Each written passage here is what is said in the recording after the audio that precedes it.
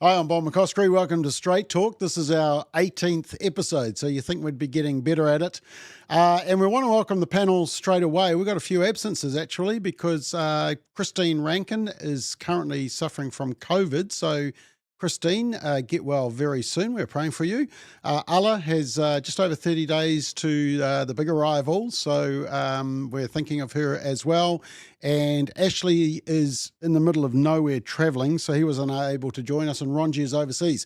So anyway, we've got some fantastic people on the panel, and the new kid on the block is Pastor Darren Gammy.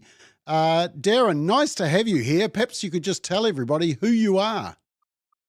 Kia ora tātou, nā mihi nui ki a koutou katoa ku tāma ki tēnei hui, ko Darren Gammy, toki ngoa nā tainui nā ngāpui. So great to be here, Bob, and the rest of the panel. Just a bit of background, I'm a dad, I'm a husband of one beautiful wife, and we have 5 amazing grandchildren. The old joke, I think, is true, and certainly on my behalf, that grandchildren are God's reward for not killing your kids when they're teenagers. So we're very happy about that. And my background is I've come out of education. I've been a teacher, principal, and advisor to schools in Marlborough. Also worked in government, running the principal development work there for 7 years, and also in corporate. And now I'm also a pastor. So I've trained as a pastor for the Assemblies of God. I work as the National Secretary for the Assemblies of God. I have to say, though, that my views are my own here, so I don't want to get too big there. But certainly my views are my own. Okay, well, you're very welcome here, and you're amongst good company, because beside you is Reverend Dr. Michael Reid. Nice to have you back, Michael. Did I get the titles right? Oh, just don't call me late for dinner, Bob. Yeah. No, that's right. I can call you anything but not late for dinner. Well done. Yeah, that's right.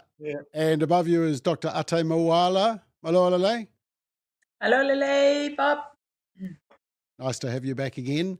And the only panelist without a pastor, doctor, or reverend is Bruce. Hello, Bruce.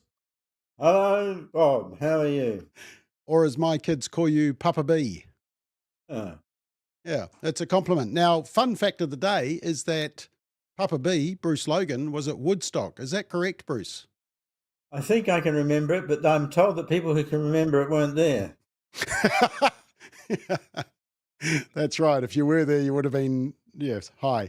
Hi, Bruce. Okay, right, that is the panel. Let's get straight into it.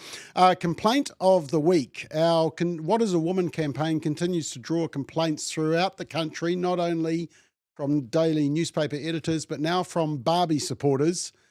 So this was the highly offensive sign that was seen in Auckland recently. Yep, I know, shocking.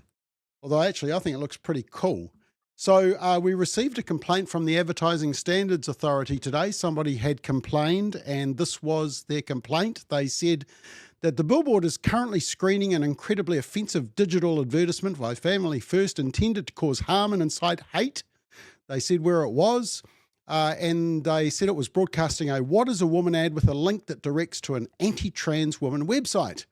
They said while this is appropriate and inappropriate and offensive every day, the position and timing was particularly insidious, screening outside a busy cinema on the opening weekend of the biggest feminist film of all time.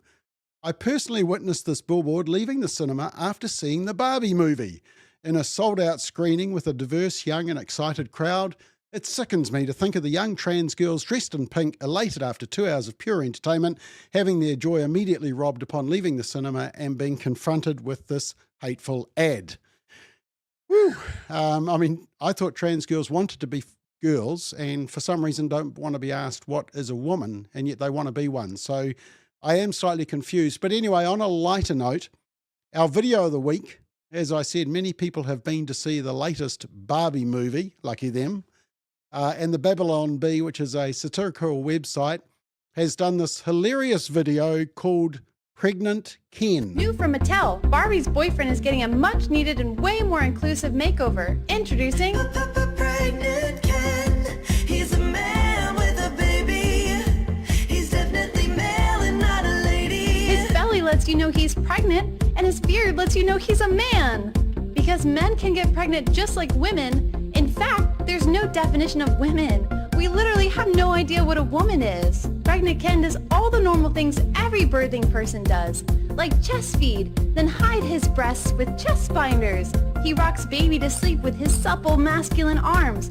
And Ken, being a man and therefore a good driver, can even put baby in the back of the car for a fun drive around town. Tell your birthing people to buy you a pregnant Ken today. Because why should women be the only ones who can experience the miracle of getting an abortion? My body, my choice. Available in the non-gender specific toy aisle at Target, adjacent to the chest binders for kids. Not legal for sale in Florida, Texas, or Saudi Arabia. Pregnant Ken, not actually a man. Yes, pregnant Ken, not actually a man. There we go. So that's a complete and utter satirical one. Somebody watched it and thought, this can't be real, surely. Well, no, it can't be, but it is extremely funny, especially for those who have been to the Barbie movie. Right, let's get into our free speech moment. I won't ask you, Arte, as you just pick yourself up from watching that. So we'll start with Bruce today. And Bruce, you want to talk about safe spaces, which probably seems quite relevant. So your free speech moment starts now. Yes, it might even seem as continuing what you've already broadcast, but just be patient and I'll get there. Just last week, I was pleased to see that Sir Keir Starmer, the leader of the British Labour Party, after reflection, of course, confirmed that a woman is an adult male, an adult female, I should say. He went on to say they didn't believe the policy of self-identification was the right way forward. He believed the principle of safe spaces is very important for women. Now, while Sir Keir's principle of safe spaces has good intentions, I'm quite sure, it does worry me. The difference between men and women demands a great deal more than the constraint of safe spaces, which presumes that human dignity, and in this case the dignity of women, is a matter of political policy. The traditional virtue underpinning dignified interaction between men and women is chastity, respect for self and the other. That is the safe space. We don't need a complicating legal structure such as safe spaces. Indeed, we need to reject it because it permits governments to reinforce the ideology of diversity by deciding just who might be entitled to a safe space. Morality, therefore, becomes a state creation rather than a consequence of traditional and shared belief. Safe space ideology reinforces the belief that diversity is an absolute bound by law, and that is in danger of becoming a refuge for a despot too easily. It would harass not just the traditional virtue of chastity, but also the virtues of tolerance, courage, and justice by asserting that its definition of safe space is unassailable. For example, a safe space outside an abortion clinic where one cannot pray. Well done. Thank you. Yes. And I noticed the government has suddenly allocated 6 abortion clinics with safe spaces, even though there's been no protests and no claims of actual harassment going on. But go figure, they can do it, so they did it. Michael, your topic is you've been watching the news, which has got you boiling. So your 90 seconds starts now. Yeah, thanks, Bob. Well, back in, I think it was March, when the Sunday program started up again for the year, Miriama Kamo, we were looking at pictures of the floods with Cyclone Gabrielle and the devastation that was caused. And her voiceover said, "We caused it and we can fix it." So just hold that thought. And then on Friday, the Friday just passed, on our mainstream media channels, we had the UN Secretary General telling us in somber tones that the era of global warming has ended and the era of global boiling has begun. And I thought, wow. And then in the same report, we were told that, citing a report from somebody, that this has likely been the hottest July in around 120,000 years. And I was just completely blown away with that. How could that ever be verified? And it was said with absolute seriousness, as all this stuff always is, Bob. So 3 things I want to say about this. Firstly, the complicity of our mainstream legacy media to peddle prevailing narratives without any critique, counterpoint, perspective, or challenge. We don't have, I believe, Bob, an active fourth estate apart from Family First and a few others who are pushing back against all this stuff. But and that public interest journalism fund that we've talked about before is largely, but not exclusively, to blame. Second thing I want to say, how the United Nations, the World Health Organization, and other international organizations are so captive to Marxist agendas, and how leftist jurisdictions wholeheartedly embrace multilateral ideology and dictates. These justify centralization and increasing intervention into personal freedoms, all in the name of mitigating global crises. And the third thing I want to say is that at a psychological and emotional level, these pronouncements are meant to make all of us feel profoundly guilty. We're guilty as charged, especially in Western societies. We're to blame, as Miriam Akamo told us. And we must pay, Bob, both literally in terms of dollars and through further curtailment of democratic freedoms. Now, all of this stuff is actually a real gift for left-wing governments. They just love it because their natural inclination is for big government anyway. And I'll just finish with this. I found a report, Bob, dated 9th of July 1971 from the Washington Post. Dr. S.I. Rasool of NASA and also Columbia University, he said in this article that the fine dust from burning fossil fuels being released into the atmosphere could screen out so much sunlight that the average temperature globally could drop by 6% and be sufficient to trigger an ice age. So there's the science that has shifted just in one generation. Now, I'm not a climate change denier, but within a generation, we're having reports shifting from predicted global cooling in an ice age to now global, not just warming, but boiling. This is bizarre stuff, Bob, and it's tangibly false because if we were boiling, you and I and the panel wouldn't be sitting here tonight. We'd be frizzling. And one last point, ideology is selective when it comes to science. Clearly, left-wing ideologues are claiming this is the science, but when it comes to something as basic as chromosomes and what it means to be a human being, male and female, they're ignoring that science. So here we are. Right. Great. Thank you, Michael. Right, Bob, your 15 minutes starts now. The lead story in the New Zealand Herald yesterday, I did make a blog on this, but just wanted to recover it. The lead story was that the number of students stood down or suspended for physically assaulting staff or other kids had increased 66% in the past decade, and teachers are dealing with more instances of violence in the past. And, sorry, Darren, but the excuses from education leaders were rolling out. The Ministry of Education said it was important to note the data was not a measure of student behaviour, but a measure of a school's reactions to such behaviour. Rubbish. In fact, schools are under enormous pressure not to take action, such as stand-downs or suspensions against students. Some schools have lowered the behaviour standards so far that it's almost as hard to be suspended as it is for an adult to commit a serious crime and end up in prison.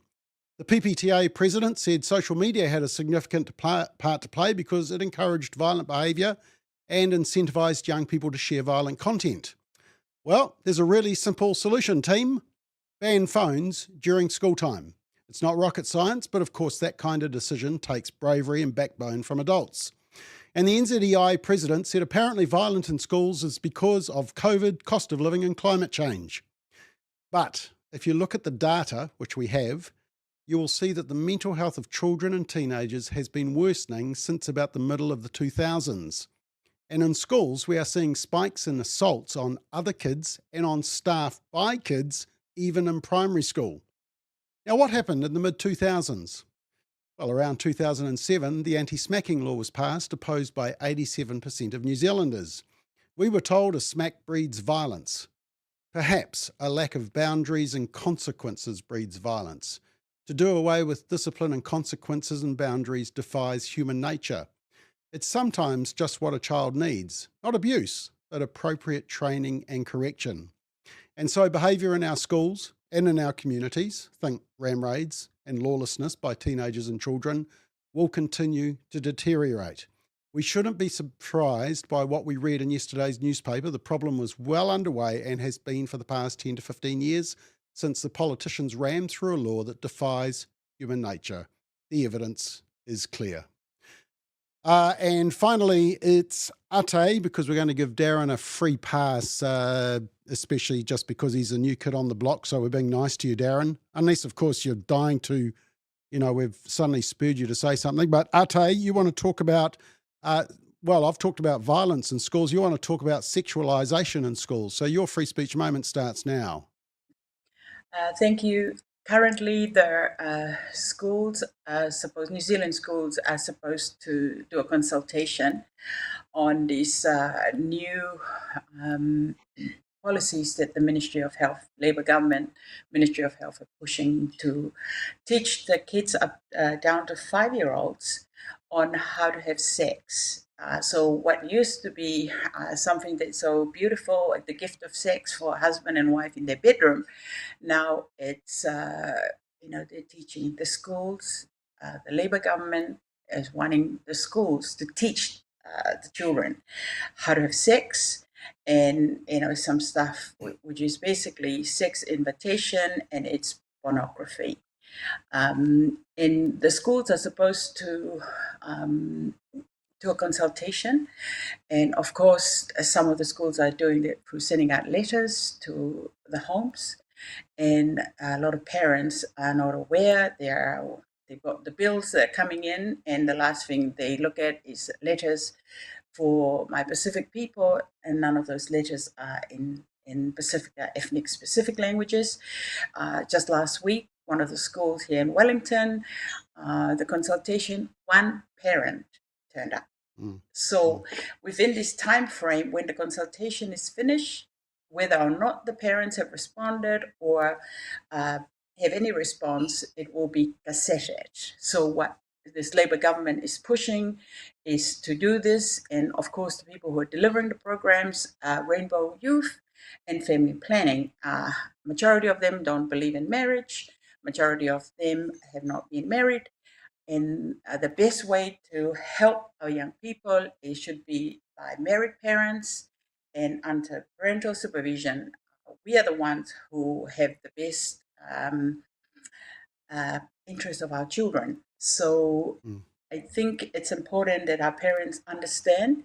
And, it's one of the mothers have talked with you, Bob. The best thing to do is maybe our Pacific churches could get together, 10 people or so, and go to the schools, talk to the Board of Trustees, and just say, hands off our kids.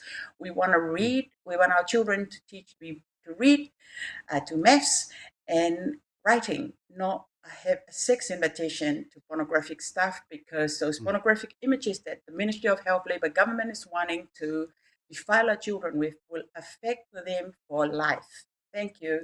Yeah, well done. Thank you. Thank you for that. Now let's just check. And we have lost Darren. He's just frozen, but that's because he's trying to log back in. So hopefully we can get him back on. Let's just have a look at some of the messages. Liam said, from COVID and COVID denialists seamlessly into climate disaster and climate denialists.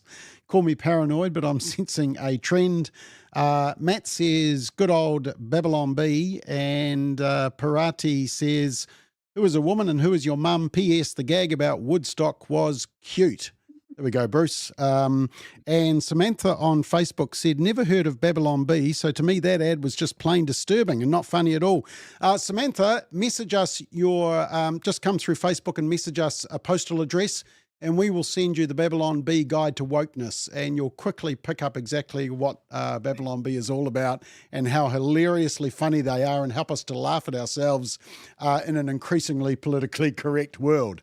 Right, let's get straight into the first topic, team. According to a recent Courier Market Research poll, just 22% of New Zealanders think the country is heading in the right direction. Here's the graph. It's just under 3 points down on last month.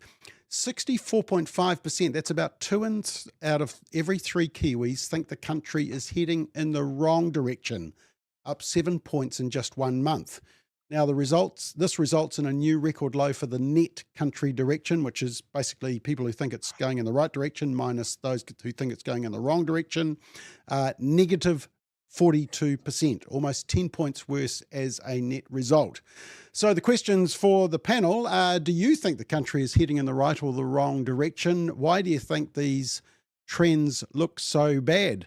So, Michael, kick us off. Is the poll reflecting, you think, the mood of the country? I think it is, Bob. I think that, there is a pervasive sense of fear and hopelessness, a profound lack of hope. And something that Bruce and I and others have talked about for a long time is really the disintegration of civil order. What Arte was talking about a moment ago, what we know is happening in schools, for instance. I heard of a school today that is actually giving spot prizes for kids that turn up, and there's extra spot prizes each week. I mean, this sort of thing is just, now we can laugh at that. That is funny. Yeah. But what's happening? What is happening? And at a deep level, it's the disintegration of civil order, and it's the purveyors of ideology that are wanting to create and shape a new social order. So I'm not surprised by this, Bob. I'm saddened by it, and it's not just nostalgia to say that in the 70s and previous decades, it was pretty good here. It really was. Although the thing about nostalgia is that it isn't what it used to be. But you see these things in retrospect, and so much of our foundations for good order have been dismantled. And so I'm not surprised by this, but I'm saddened by it. Okay, and interestingly, I think we spent about $1 million enticing people to fill in the census as well. So, and of course, there was a huge amount of enticement to get vaccinated as well. June asks this question. She says, what criteria does that survey cover? June, I think it's just a general question. Do you think the country is heading in the right or wrong direction? So it's pretty generalised, a gut feeling. Arte, does this poll reflect the mood of the country? We're definitely moving in the wrong direction from health perspective. Health workers are burned out. People are waiting for over 8 weeks to see a GP. That is absolutely, it never has happened before. The patients, as Mike has said, there's so much fear and anxiety, which is what, of course, what the Labour government had done through the mandates was to create fear, and they've been successful in that. So many doctors and nurses have left the country and they've gone over to Australia. As a result, just government overreach, and Labour government has treated people, not just professionals, but people, as they think they were idiots. So people are leaving the country. We talk about violence in the schools, but I'm just speaking from the health perspective. The waiting lists are longer than ever, and there's so much mental health suicide, not only among the young people. So we definitely a new government. We can't continue on like this. We need new leaders. Labour have done a mess of this country, and they need to go. Okay. Now we're still waiting on Darren. I think they must have had a power cut in Beachlands, so we'll keep on going. Bruce, have you seen it sort of this negative before? Do you is this a new low, or is it just? I don't know. I think it's a new low. Maybe towards the tail end of Muldoon's sojourn, it was getting pretty bad. But this is different, and for different reasons. I mean, it's always nice to see one's impressions confirmed by a public poll. 2/3 of New Zealand think we're off in the wrong direction. Oh, Michael, by the way, is nostalgia ever what you think it was? Well, it certainly isn't what it used to be, Drew. Yeah. Well, there we are. That's one of the problems. Yeah. I think there are obvious reasons why the government's not functioning properly, why the people don't have lost confidence in it. There are a number of things that the government's doing which indicates a kind of underlying ideology that would encourage the centralisation of power, and a commitment to an ideology driven by what I can call social justice, and I can't think of any other name for it, and it's evident in a number of ways.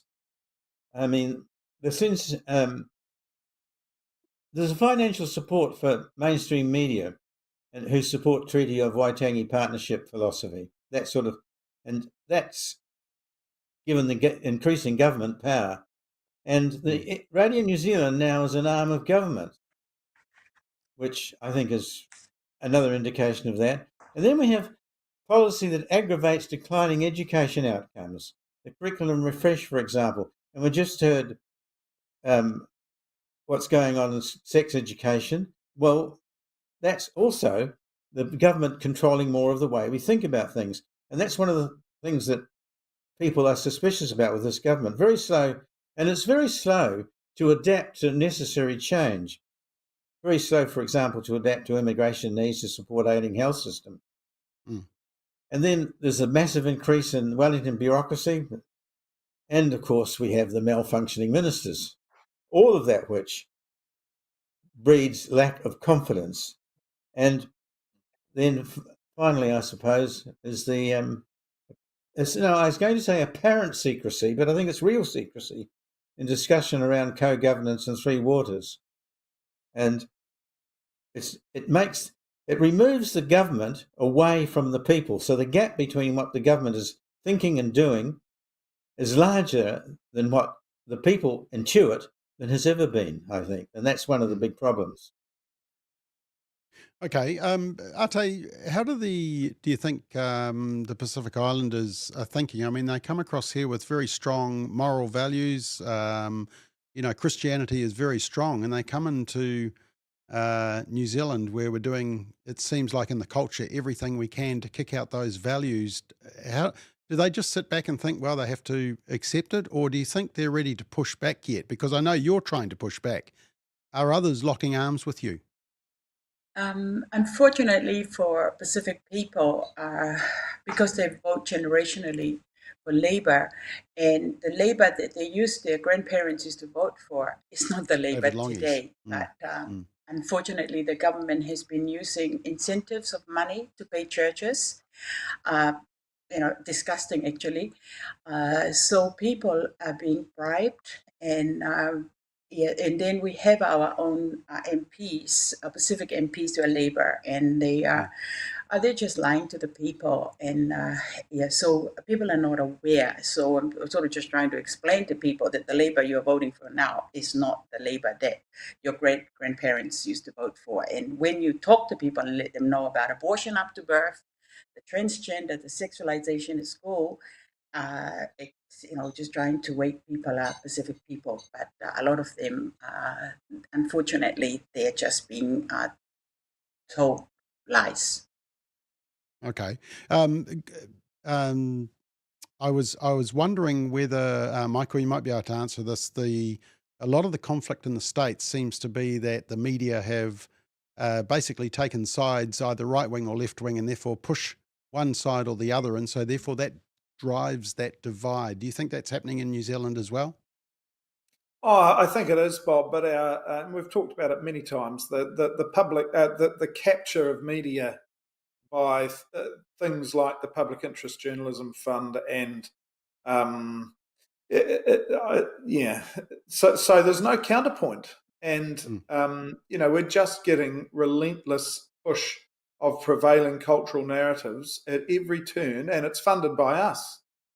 And you have to go searching for alternative viewpoints or even any balance. I think that's the thing. It's not really just about necessarily a right-wing, left-wing sort of divide. I mean, it is at one level, but just a counterpoint, just to hear a challenging point of view. We just don't get that. Okay.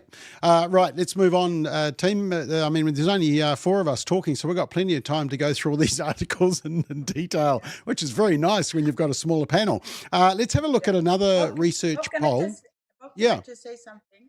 Sorry, I've just come back from Tonga. I've just been 2 weeks in Tonga, and I had the opportunity to alert people in Tonga, because all of us, our grandparents have sent us here to New Zealand for schooling and to look for a better way of life, supposedly. I had the opportunity to say to them, look, keep your kids in Tonga.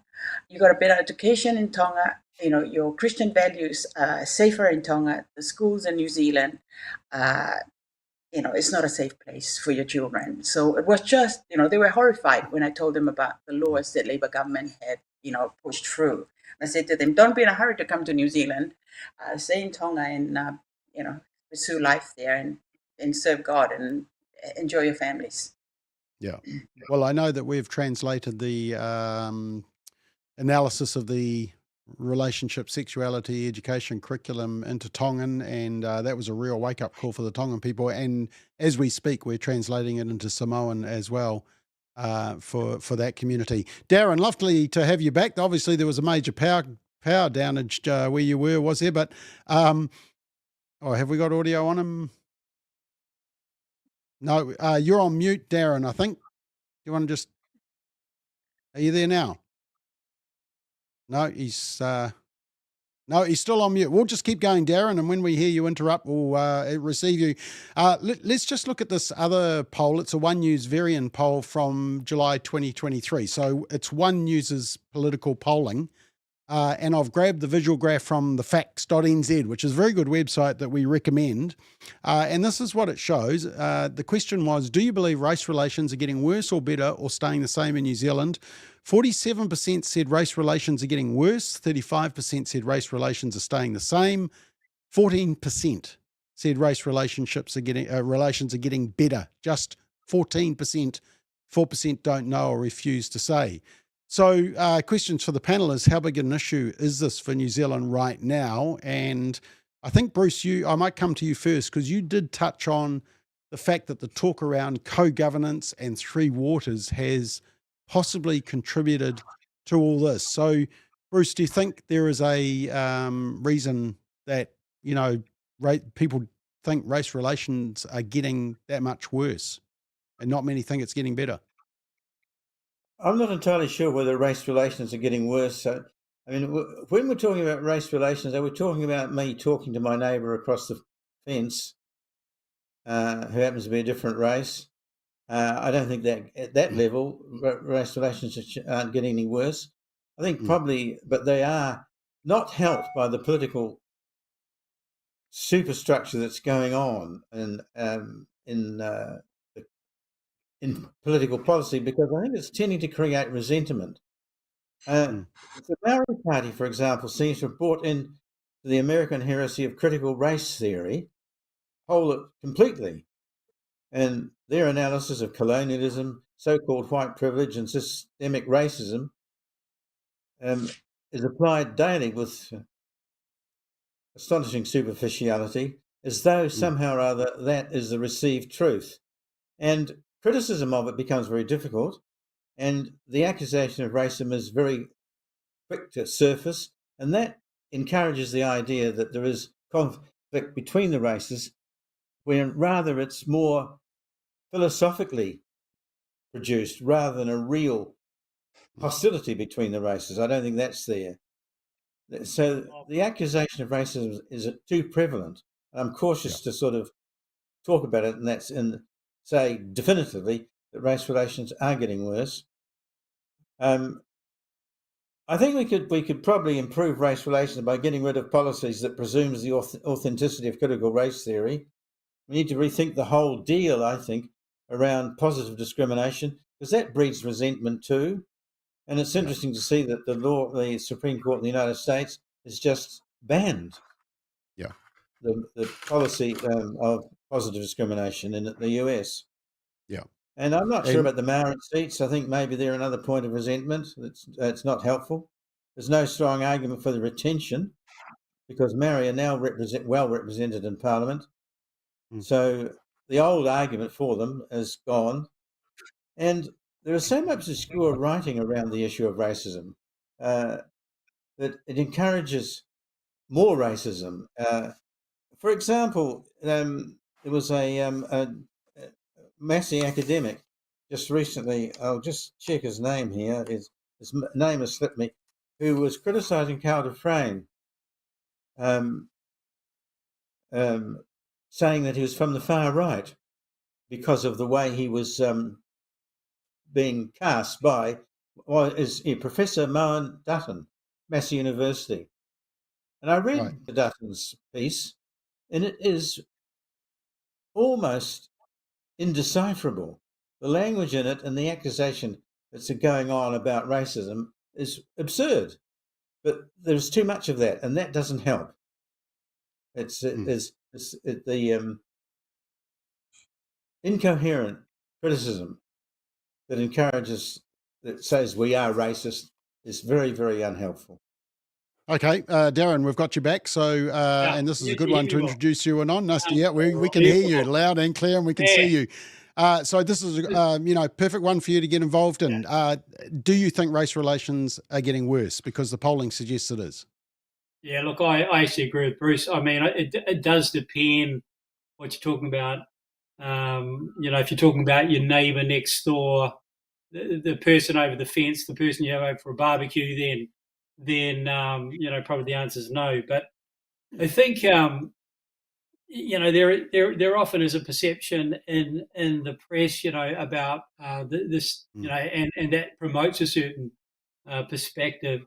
But I think if we're going to shift things, then we just need to eat kai together more. We need to actually start, sharing meals together. I've recently spent a week over in Samoa, and that was a great insight. Going to one of the local churches, eating a meal with them, and sitting down, recognizing the matai system, the honor, respect, sort of that sits within that culture. I mean, it creates a new lens for thinking about yourself. Coming back to Aotearoa, I sort of thought, wow, this is probably the way the village, sort of culture was such a powerful part here in New Zealand as well many years ago. So you kind of, we need to challenge our own personal biases, and I think naturally we have a deep suspicion of others. It's because we're kind of by nature tribal. We carry that in our heart, so we have to challenge that. I was talking to a friend today. He lives on the North Shore. He was saying, when I go downtown, there's a lot of Asian faces and European faces. You go to Otara, there's a lot of Pacifica. When you come out to Maraitai, there's just different faces, and often we tend to draw back when we see faces that are not like ours. And I just think we just need to start eating food together. We need to sit down. We need to break down those barriers, have those barbecues, create communities where we are actually, mixing up more and challenging our internal biases. Okay. Nice to have you back. Yeah, go on, Bruce. I was thinking of the term multiculturalism. I mean, I think there are sort of two kinds of multiculturalism. There's the multiculturalism that Darren was just talking about, where you see people on the streets and it adds colour to the way we live. And we eat different, they eat different food, they dress differently and so on, and it's great. And it's probably to be desired, that kind of cosmopolitan variety. But there is another kind of multiculturalism too, and that is the multiculturalism that insists that every particular culture in a society is unique, and even equal, and we can't indulge in any kind of sensible discussion of what we might think about their weaknesses and strengths, and that makes it very difficult. If people are not really understanding each other as well as we would like, and the government's insisting on a particular kind of an approach, and we can't air our worries and grievances, that makes things much more difficult, and that encourages what we might call disenchantment with each other's race. Or I think probably more specifically culture rather than race. I think race is often mistaken for culture, and really that's the issue, really. It's the difference in cultures. Okay, Ate, do you think race relations are getting worse or better or same? I think it's better. It's definitely not worse. I think with Pacifica, where when you're Darren was talking about kai, whenever people of other cultures and ethnic group, when Palangis come to a meal, or just come to one of our functions, Pacifica functions, we always make room for them. And, it's not just, Pākehās, but other ethnic groups. It's like, what Philippians talk about, consider other better than yourself. In our culture, we always, you extend grace and you make room for people who may not understand your protocol. So that has continued in New Zealand. So I don't, definitely it's, if the race relations have not got worse, I think it's better with more other ethnic groups and other races coming to New Zealand. The only thing that has got worse, of course, is the politicizing, and the government is using it to go, incite hatred, and the critical race theory that Bruce have talked about. Those are the things that is being deliberately pushed for the advantage of people who are playing politics. But as far as people living together in harmony, I think it's better when we make room for one another and love your neighbor. Thanks. Okay. And finally, Michael, race relations, better or worse? Yeah, well, start with an analogy, Bob. If you put a child in a high chair and you stuff them with food and you keep stuffing them with food, they're only going to do one thing, aren't they? Eventually, they're going to vomit that up. And I think that just hearing the other panelists here, I totally agree with them. The people we encounter on the street or over the fence, most sane and sensible people try to get on with each other. And respect differences and look for common points of connection. And that's just good, and it's what we should be doing. The problem comes, as I think Arte was just referring to, is when we get top-down, force-fed ideological saturation of cultural sort of imperatives. I'll give you an example, and I think it's one we can all relate to.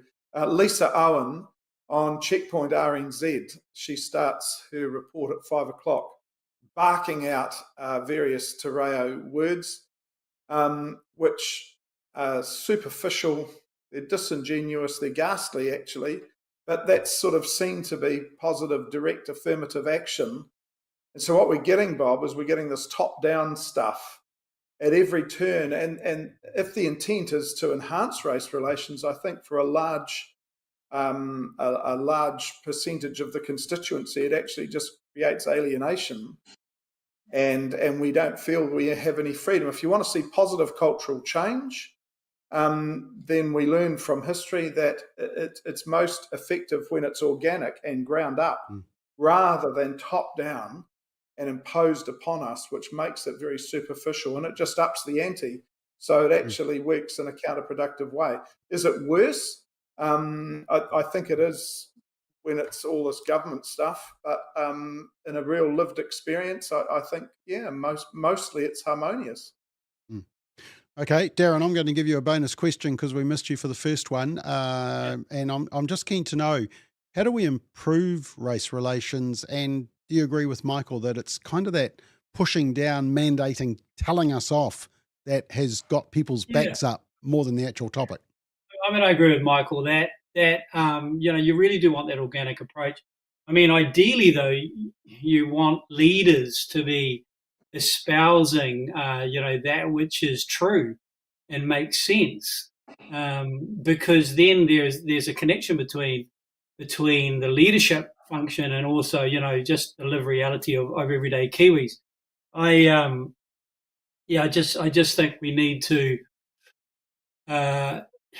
We this ethic of love your neighbor, that's at the heart. Do unto others as you would have them do to you. That's at the heart of it. I mean, it's across culture. I think just trying to remember the Chinese philosopher, but he said, "Don't do to others what you don't want them to do to you." It's the same thing, but just in the negative. And I think we've lost some of our ethic of care. We've been captured by a cult of self. And we've lost some of that internal ethic of care and self-responsibility, and just saying, hey, actually, I am my brothers and sisters' keeper. I have something I need to do to support and help, and that's the kind of New Zealand I think we need to start heading back toward, because this cult of self that is just rampant and ravaging and leads to a sense of entitlement. We need to resist that. When I went to primary school, I think it was primary school, might have been college, but it was nil mortibus est, I think it was, but it was, no, that's not, no, it's a different one. But it was learn to serve. Lansdowne School in Masterton, learn to serve. And I thought, wow, that's, we need to go after that, back after a bit of that. Yep. Okay, let's keep moving, team. Should we remove GST from food? There's been lots of talk about this topic. National claims the Labor government is going to announce a policy about moving GST from fruit and vegetables, even though it was previously criticised by Grant Robertson, the finance minister, saying it was too difficult to administer. Green Party say they believe it's better to focus on people's incomes. Te Pāti Māori says it is proposing taking GST off kai or all food. Labor actually campaigned in 2011 for this exact policy, and 6 years later, New Zealand First said GST should be removed from basic food items, and as part of their manifesto this year, they said they're going to take GST off basic foods, including food, vegetables, meat, dairy, and fish. Now, just one quick poll to find out what New Zealanders think. News Hub Read research found that 76% of New Zealanders backed taking GST off food. And just this graph I just want to show you. This is the prices of various items based on Countdown, New World, and Pack and Save. And the greater the distance between the dots is the greater the variation in prices. So the argument possibly is that shops will simply take into account that they're not collecting GST and just increase the prices because all they're concerned about is the profit. Anyway, let's check it out. I'll start with you, Ate. Do you support taking GST off food, or do you think there's a better way of tackling this whole cost of living crisis? Definitely from fruit and vegetables that will make it more affordable for the poor. And it's interesting that Labor had said they were going to do it 2011, and they haven't done anything about it. So it's just a typical of political promises and never deliver it. But definitely, I would recommend that we need to remove the GST from the fruit and vegetables to help people to eat better. But the other sad things is that we got all the sheep in New Zealand, and the good stuff go overseas, and we end up eating the horrible bits and still unaffordable. And fish. Yeah, I just don't have much confidence in these promises that the government is going to make, because they're not going to deliver on it. Okay, what about the argument that you take the forget about the GST on the food and actually just decrease taxes so that Pacific Island families, for example, get more money in their pocket from working? No, that's not going to work, because we had seen the same problem when they were taxing cigarettes and tobacco. Māori and Pacific still end up doing worse off. Okay, Going to work. okay. Darren, what do you reckon? Yeah, look, I absolutely agree that there are many Kiwis who need some form of tax relief. For me, there's a little bit of a technical element to this question that I don't, is kind of, I don't really know. But whatever form, whether it takes the form of GST or whatever, it needs to be targeted so that it gets to those who actually need it most. Yeah, and the tax working group said it would actually be the rich who do better because they spend more on food, so they're going to get more discount. That was the argument. Yeah. That's the troubling. It's this kind of, in policy, there's always that sense of the unintended consequence. That, or the perverse outcome. So yeah. Okay, Michael, what do you reckon? Well, the whole idea, Bob, of GST is that it's a flat tax and it covers everything. Yeah. And when you start tinkering with it, you're creating a whole lot of, you're probably going to create a whole new layer of bureaucracy. And I think it's a politically expedient thing. Like your first poll there said was 76% of people think it's a good idea. But I'm not a tax expert, but I'm sure that, tax people would look into it. It's not as simple as that. And that second graphic that you showed, that the dots were often very close. And supermarkets and other providers, there we are. Your supermarkets and other providers, if that happened, they'd be pretty savvy. They would look to other ways to increase their profits. And at the end of the day, we might not be that much better off. So I think more substantive thinking around tax reform is needed rather than this. I mean, it certainly sounds popular, and everyone has to eat, and people would say, yeah, sounds great. But looking into it, Bob, I don't think it's as simple as that. Okay, Bruce, what do you reckon? Well, I like to call this policy, I call it the policy of superficial seduction. It looks good on the surface, but isn't quite so good when you look underneath. For example, if you take the 6 most common fruit and vegetables, they go from 25, you buy the 6 most common fruit and vegetables with GST, $25.25. Without it, $21.96. Tomatoes go from $9.29 to $8.08. So the gap is not large, and what we would actually gain from it is minimal. And a policy like this complicates the taxation system. It increases implementation costs, and it tempts supermarkets to increase prices. We've already talked about that kind of thing. And if there's a gap there, they'll fill it. And then there are problems of definition, and that seems to be one of the things that plagues the problem in Australia and in the UK. If the aim is to help low-income people, and I suspect it is, then give them a break through the taxation system. I've been an advocate for a long time of having a no-tax threshold, and so until somebody's earning, say, $15,000 a year, no tax at all, and then change the various tax thresholds according to inflation. As inflation changes, the tax thresholds go up, and that hasn't happened for a long time. I mean, I think that would be a big help, and I think it would be much better than trying to tinker with GST. It would just be so messy, and it would also, by giving people a lower tax rate and people who are on a low income, it would give them more control over their own money, and that should in fact increase confidence have the effect of increasing confidence, I would hope. Yeah. Okay, let's just have a look at some of the comments, because they seem to be agreeing with you. Alan says we need a tax-free threshold like they have in Australia. June says it would complicate it for the smaller food stores and not make it worthwhile for them doing just food.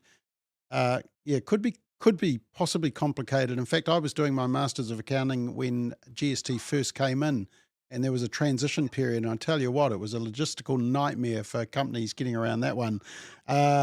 Colin says remove GST from foods. Not going to happen. I remember a few years ago they suggested this, but didn't, claiming it too hard to implement. Colin says, I think you might find the suppliers that increase the prices, not the supermarkets. An insider tells me sometimes the markup isn't that much at all. You're right. They're not here to pass on GST discounts. They're here to make a profit. And Ronnie says, exactly, I worked and played broke bread with the both. Oh, this is in relation to the earlier question. Broke bread with both Māori and Pacific Islanders all my life. And now I have very little to do with them, as many have become radicalised and resentful towards white Kiwis. Well, Ronnie, the answer from the panel is go and have some kai with them, have a meal with them, and I think that was the general message from the panellists. Right, final topic, team. We are doing well. Ronji would be very proud of us. And this one's a bit of a sensitive topic. Kerry Allen, the Minister of Justice, ex-Minister of Justice, drove over the limit, hit a parked car, did a runner from the scene, leaving her car abandoned, and then after the police tracked her down, refused to accompany them. And she was the Minister of Justice.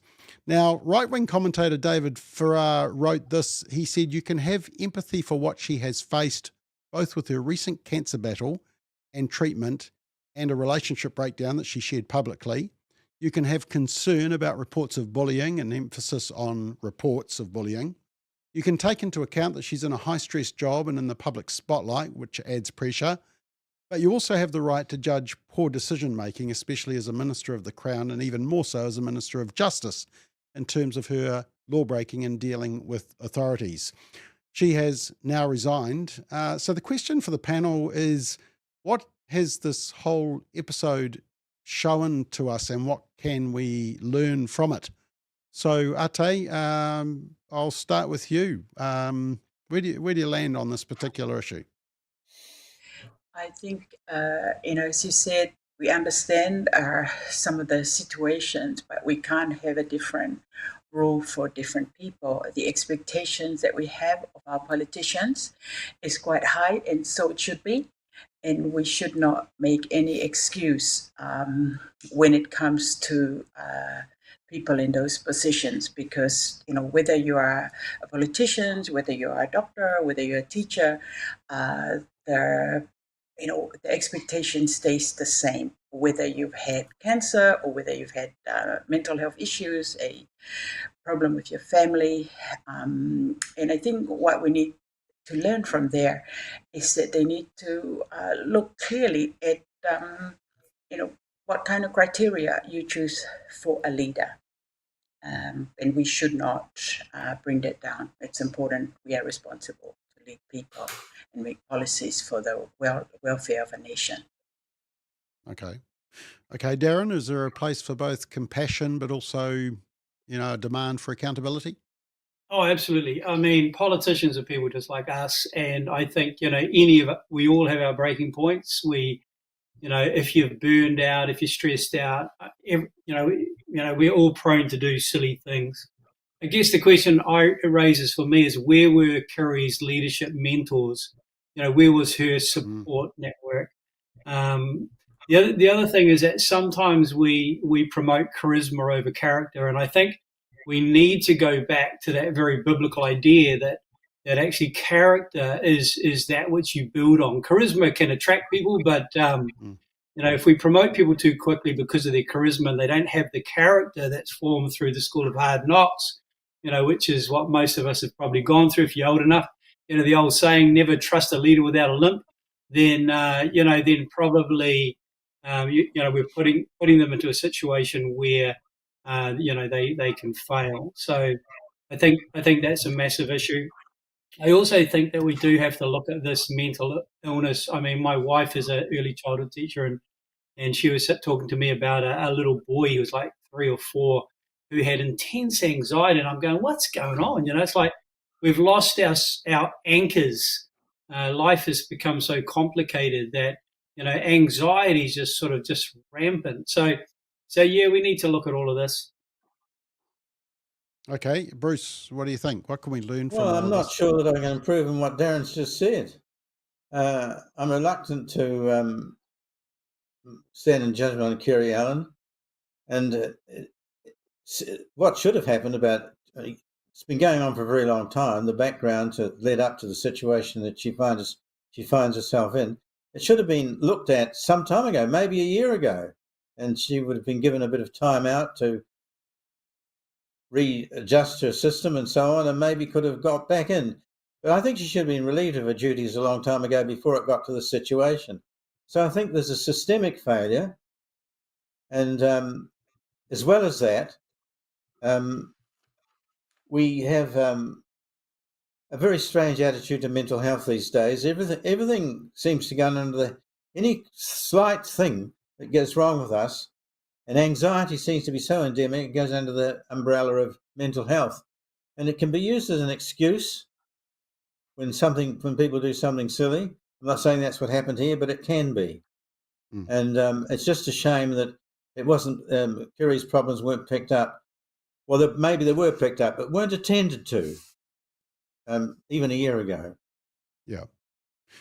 And I mean, one of the interesting things, Bruce, is that Kiri Allen was actually one of the key proponents and promoters of the conversion therapy law, which criminalizes people getting counseling for unwanted sexuality and gender issues. Well, irony rules. Michael, what do you think? Yeah, well, Bob, in the 1940s, Winston Churchill said about the U-boat menace. He said, this is the acme of villainy. Wonderfully moral sort of judgment, typical sort of Churchillian. But from that, fast forward 50, 60 years to Helen Clark, everything for Helen Clark was either inappropriate, it was never wrong, it was never evil. We don't have a public discourse of moral character now. Kiri Allen has problems, obviously, and that's very sad. She does need some help. But the leftist lovies are all sort of going back to the mental health thing. And she has apparently had a lot of counselling, which is good. But she also has a very public role, Minister of Justice, resisting arrest as Minister of Justice. That's unbelievable. She has access, the irony here too, she has access to a chauffeur-driven public car. And yet she was driving. She has a hefty salary, which we pay for. There are moral implications here as well as the mental health issues. But some bigger issues. There's just her woes really are symptomatic of a complete, to my mind anyway, lack of statecraft in the Labour caucus. Young ministers are promoted. They haven't paid their dues. They don't really fully understand Parliament. They haven't been there very long. And Chris Hipkins is like that too. I think it was poor judgment on his part, allowing her to come back. If her problems were really that serious, he should have, in her interests, said, look, don't come back yet. But he was prepared to accept a rather superficial judgment on her part that she was fit to come back, and she wasn't.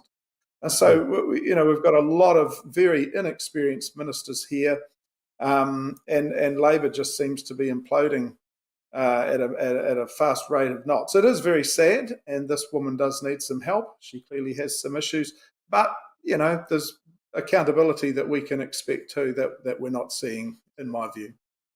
Okay, and Darren, actually, one of the excuses that Elizabeth Kerry came up with was that, like Elizabeth Kerry, Louisa Wall, and Kiri Allen, they were all women, Māori, and LGBT. Is there any validity to that argument? Do you think they're being picked on in Parliament? I think they're well looked after, aren't they? Look, it's kind of outside of my sphere.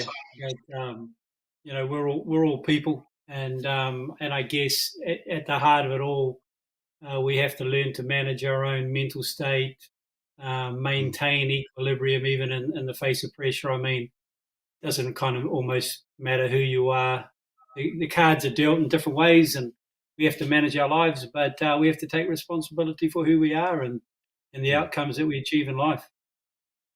Yeah, just one final question, Ate, just as a medical doctor. I actually expressed concern on a post that I felt that she'd gone through, a serious cancer scare. She'd had treatment. I mean, it was stage 3 cancer. And yet, within a very short space of time, she was back at cabinet, in a senior political position. And to me, that raised a red flag. And I just wondered, are we placing too much pressure on people to focus on career rather than care? Absolutely. We are only human, and we need to give the physical body, time to heal, especially when it comes to stage 3 cancer. I don't know what cancer she had, but anybody with cancer, you need time to heal. Not a few weeks or even a couple of months. You need time to heal physically, emotionally, spiritually, holistically. And, to bring people in like that so quickly, I'm sure Kiri must have had some say in it, but it still come down to the executive of Labour to make a wise decision. And maybe Chris Hipkins just need to know what a woman is and define it properly. Good finish. Well, that's a great place to wrap it up. And we're over time, and Ronji's about to fall asleep. So, Darren, thank you. I'm glad we got you back because we really appreciated your input. That was fantastic. Thank you. We will definitely have you back. Thank you, Michael, again, for a great subbing off the bench. And Bruce and Ate, thank you. And viewers, thank you for watching. We will see you again next week at 8 o'clock. Have a great week.